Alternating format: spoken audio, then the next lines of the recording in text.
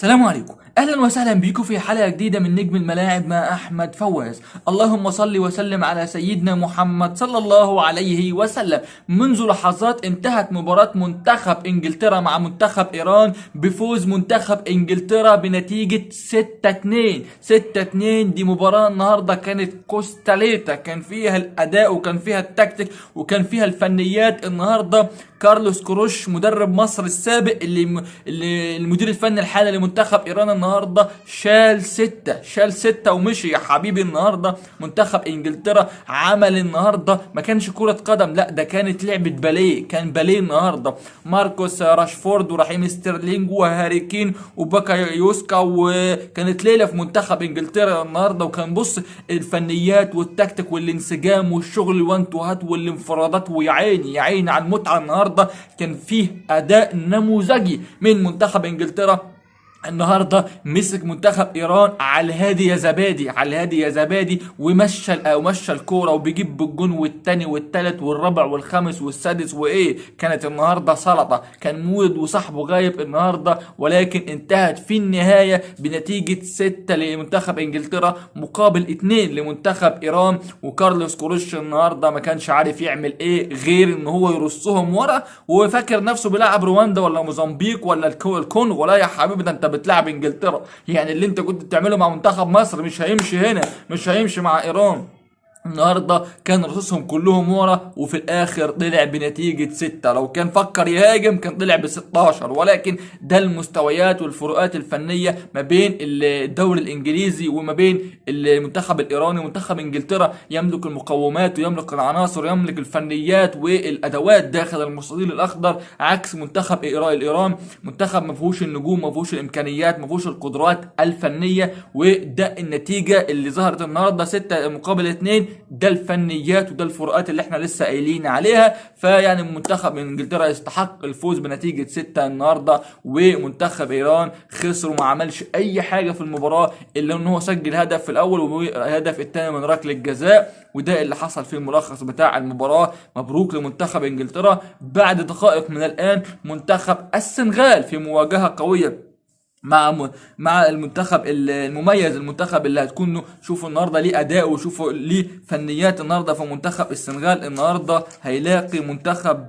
حد ذكرنا يا جماعه، والله نسيت منتخب هيلاعب منتخب مين، منتخب السنغال. ولكن في مواجهه قويه جدا جدا، ولكن نتمنى طبعا التوفيق بما اننا افارقه لمنتخب السنغال بمشيئه الرحمن. كل التوفيق لمنتخب السنغال في المباراه المقبله. والنهارده اللي ما اتفرجش على منتخب انجلترا ومنتخب ايران فاتوا الكتير وفاتوا حاجات كتير. طيب نخش بقى في حلقة النهاردة واخبارنا عن نادي الزمالك. النهاردة نبدأ بس في البداية بالشيخ محمود الحسنات. كلنا فاكرين وعارفين طبعا الشيخ محمود الحسنات اعلن على صفحته الشخصيه ان في 558 واحد من مشجعين كاس العالم المختلفين الجنسيات اعلنوا اسلامهم واعتنقوا الدين الاسلامي. واللهم اعز الاسلام والمسلمين يا رب العالمين. طبعا حاجه كويسه جدا جدا، وده بسبب اللافتات اللي حاطينها القطريين والادعيه مترجمه بالعربي وبالانجليزي، واللي بيعرفوا الناس معنى الدين الاسلامي وكل حاجه عن ديننا الحبيب.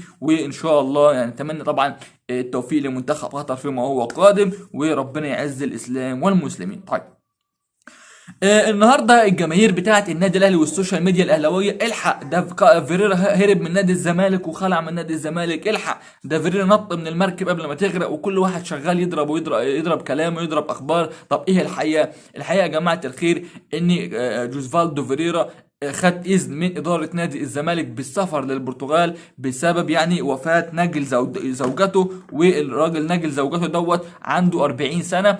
الراجل دوت كان مسافر من البرتغال رايح فين؟ رايح قطر علشان يحضر افتتاح كاس العالم، وهو موجود ترانزيت في تركيا عفوا.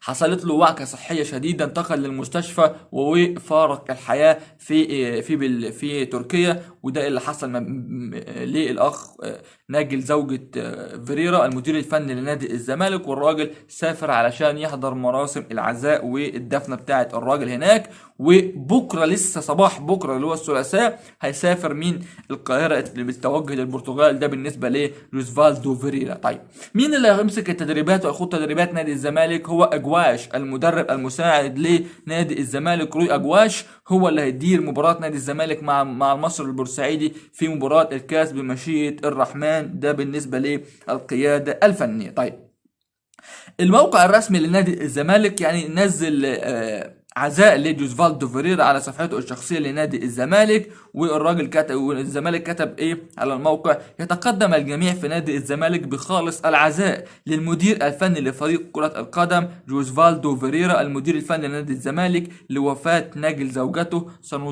سنظل بجانبك داعمين لك في كل الاوقات. ده التويته او البيان اللي نزله نادي الزمالك. طيب كمان النادي الاهلي داخل في مفاوضات قويه جدا جدا مع مروان عطيه لاعب الاتحاد السكندري، وعايز يزاحم الزمالك على هذه الصفقه، ولو ما خدهاش يبوظها. داخل انا يعني لو ما خدتهاش وضمتها للنادي الاهلي هخليها بوظها على نادي الزمالك. ده بالنسبه للنادي الاهلي. طيب كمان نادي الزمالك بيرفض اي اعتذارات هيقدمها سامسون ايكينولا لاعب نادي الزمالك المتغيب منذ اسبوع عن نادي الزمالك. والراجل ابلغ مسؤول نادي الزمالك ان هو مشكله الجواز بتاع السفر انتهت، والراجل كان الجواز بتاع السفر منتهى بتاعه وجدده هناك والمشكله انتهت وهو هيكون موجود مساء النهارده. ده كلام سامسونج. فنادي الزمالك رفض اي اعذار ورفض ان هو يشيل العقوبه اللي موقعها على سامسونج ايكونولا. وكمان الراجل خارج مباراه المصري البورسعيدي رسميا. طيب النهارده نادي الزمالك انتظم في تدريباته الرباعي الدولي اللي كان موجود مع منتخب مصر، احمد سيد زيزو ومحمد عواد وامام عاشور وعمر جابر. هذا الرباعي انتظموا في تدريبات الجمعيه بعد الراحه اللي خدوها من جوزفالدو فيريرا. طيب كمان من ضمن الاخبار والكواليس ايضا تاكد لحاق شيكابالا لاعب نادي الزمالك بمباراه المصري البورسعيدي بعد شفائه بنسبه 100%. وده اللي اكده طبيب نادي الزمالك الدكتور محمد اسامه. اكد ان شيكابالا جاهز من الناحيه الطبيه بنسبه 100%، ويتبقى الناحيه الفنيه دي ترجع للجهاز الفني في نادي الزمالك. ده بالنسبه لشيكابالا. طيب من ضمن الاخبار والكواليس ايضا جوزفالدو فيريرا قبل ما يغادر النهارده عمل جلسه مع الجهاز المعاون اتكلم فيهم على المرحله المقبله وعن الكواليس بتاعه المرحله المقبله. طلبهم ان هم يتابعوا الحالات بتاعه المصابين في نادي الزمالك زي احمد ابو الفتوح اللي النهارده هيتعمل له اشاعه لتحديد مشاركته مع نادي الزمالك في الفترات المقبله. وطلب منهم ان هم يركزوا في اللاعبين المصابين ويديهم الفتره اللي جايه يمشوا عليها ازاي، وهيتابع معاهم عن تقنيه زوم في الفترات المقبله. يعني هيتابع معاهم كل الكواليس في الفترات المقبله. طيب نخش بقى على الصفقات اللي احنا كاتبينها في عنوان الفيديو. اشرف بن شرقي الجماهير الاماراتيه يا جماعه يعني شغالين هجوم وشغالين استهجان على اشرف بن شرقي لدرجه ان الراجل اصلا ما بقاش واثق في نفسه ولا في امكانيات نفسه. الراجل من ساعه ما راح وساب نادي الزمالك وراح هناك في الجزيره الاماراتي جاب جونين بس، والجونين دول مفهومش شغل فني زي ما كان بيعملوا مع نادي الزمالك. فالراجل خلاص جاب اخره من الجزيره الاماراتي وطلب ان هو يفسخ التعاقد بالتراضي ما بين الاثنين ويرجع لنادي الزمالك. وده اللي طلبه من مسؤول نادي الزمالك ان هو عايز يجي نادي الزمالك او يرجع مره اخرى لنادي الزمالك علشان يرجع لمرحله التوهج والتالق مره اخرى. طبعا نادي الزمالك ما عندوش اي مشكله انه يرجع اشرف بن شرقي، لاعب مميز لاعب هداف كان من افضل اللاعبين اللي موجودين في نادي الزمالك. وفي مكالمه جمعته مع امير مرتضى منصور وتقريبا اتفقوا على كل الامور. هل اشرف بن شرقي يجي في شهر يناير؟ ده اللي نتمناه. اشرف بن شرقي لو جه في يناير طبعا نتمناه، ولكن من وجهه نظري هيكون صعب انه يجي في شهر يناير. طيب كمان جوزفالدو فيريرا كلنا عارفين وكل الزملكاويه عارفين ان الحته الهجوميه دي فيها ازمه. ففيريرا طالب ومتمسك ان يكون موجود فيه مهاجم، يكون مهاجم اجنبي. يعني فيريرا لو جيت قلت له هنجيب لك صفقه واحده بس تتمنى مين؟ هيقول لك انا عايز مهاجم. من ضمن الكلام امير مرتضى منصور رشح له مين؟ رشح له جون ابوكا. جون ابوكا مهاجم فريق سيراميكا كليوباترا الحالي. فاحمد سامي قال لك انا ما عنديش مشكله بس ليا طلبات. ايه الطلبات دي؟ قال لك تديني سيف الدين الجزيري، تديني سيف الدين الجزيري، وشوف بقى الطلبات الماليه مع فريق سيراميكا. يعني قال لك خد جون ابوكا واديني سيف الدين الجزيري، ويتبقى المساله الماليه ترجع لاداره سيراميكا.